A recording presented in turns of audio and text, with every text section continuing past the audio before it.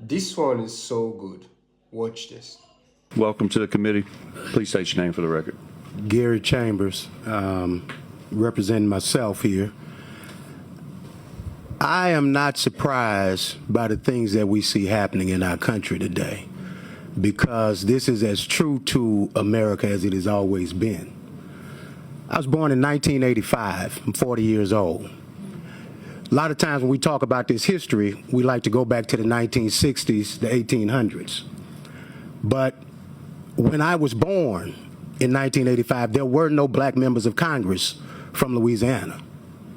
I was 6 years old when Bill Jeffers was sworn into office.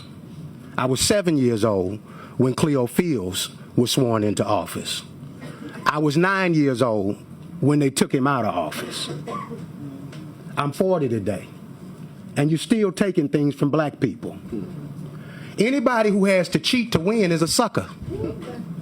I'm gonna say it again. Anybody who got to cheat to win is a sucker. And you continue to do this because you don't have a better vision. You don't have a better plan. You are your ancestors' children and grandchildren. Thieves, robbers, liars, consistently. Because you'll go to church on Sunday, tell the Lord you love him, pray, but you ain't praying out of the same Bible I'm praying out of. Can't be. Isaiah 1 and 17. Are you directing this to us? I am. Okay. I'm asking. I didn't call you a name.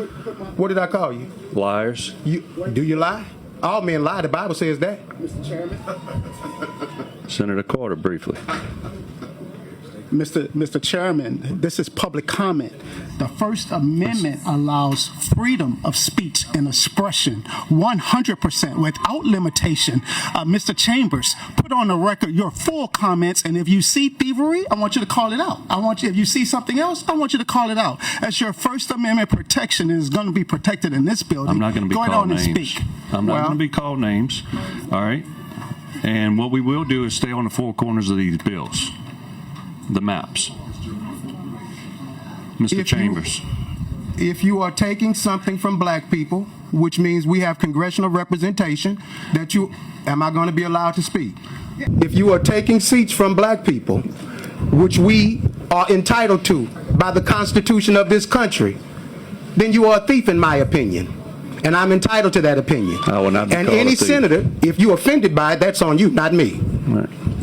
Now, if that triggered you, Senator, then you should go to bed tonight, and when you go to bed tonight, talk to your God and ask your God to change your heart, because that's conviction right there.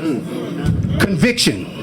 That's what it was. It did something in your soul. It made you feel something. And that's what happened when black men show up. When black men with courage, conviction, and righteousness show up, it triggers something in you. And you feel a way about it. So you try to limit us, you try to steal from us, and you think that we don't understand it. Every one of the black men we put up before you stand head and shoulders above every one of you on this committee. And you know it. And it does something in you that makes you feel inferior. So then you come with these white supremacist tactics because you have the numbers, but you don't have the courage. Because if you were really visionary leaders, you'd run against these black men with fair maps, and you get your asses whooped. Louisiana is 33% black. 33% black. We deserve, we have earned, we are due 2 congressional seats. Now, if you take them from us, just know there will be a day in this state when we organize, strategize, and mobilize to take something from you. It's coming. And when you lose your House seat because you decided to be Jeff's boy, Come on. when you lose your Senate seat because you decided to be Trump's minion, remember today. Remember the people that came from your state, that you looked in their faces, that you act like what they said didn't matter to you. Because something somebody said thousands of miles away, who don't really care about any of you on this committee, to be honest. Nobody in that conservative party in D.C. cares about any of you on this city committee other than the fact that you have the ability to take something away from black people. And if you were anything like what America should be, you'd find some courage. I don't know where y'all get it from, but you'd find some courage.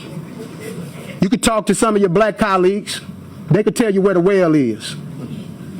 But if you find that courage, history will record you differently. Now, you may not care what history records you as. Bull Connor didn't when he was running either. Neither did George Wallace when he was the governor of Alabama. But 60 years later, nobody thinks George Wallace was a good white man. And nobody will think that you were good white men. They will think that you all were puppets who played a role for a president and got nothing out of it but thievery. Thank you for your testimony.